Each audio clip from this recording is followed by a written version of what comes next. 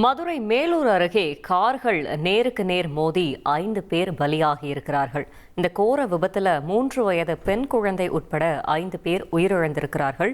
மேலும் தகவலை செய்தியாளர் ராமகிருஷ்ணன் வழங்கிட கேட்கலாம். ராமகிருஷ்ணன், வணக்கம். இந்த விபத்திற்கான காரணம் என்ன? முழு தகவலையும் சொல்லுங்க. வணக்கம். மதுரை மாவட்டம் மேலூர் அருகே தும்பைப்பட்டி, அதாவது மதுரையிலிருந்து சென்னை நான்குவழிச்சாலையில வாடிப்பாக்கம் சேர்ந்த ராம்குமார் என்பவருடைய கார்ல 5 பேர், 2 பெண்கள் மற்றும் 3 ஆண்கள். இதுல ஒரு 3 வயது சிறு பெண் குழந்தையும் பயணம் செஞ்சிருக்காங்க.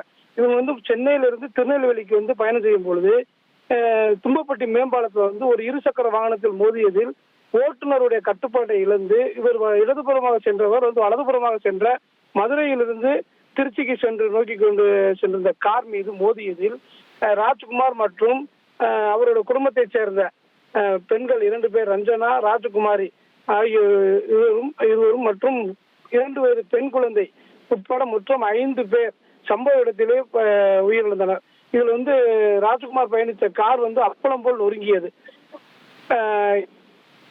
எதுக்கே மதுரையிலிருந்து திருச்சி சென்ற வாகனத்தில் சென்ற ஒருவருக்கு காயம் பெற்றது. இதனால் அவர்களை அங்குள்ள காவல்துறை மற்றும் தீயணைப்பு துறையினர் மீது அவர்களை மீட்டு மதுரை ராஜாஜி மருத்துவமனையில் சேர்க்கப்பட்டுள்ளனர்.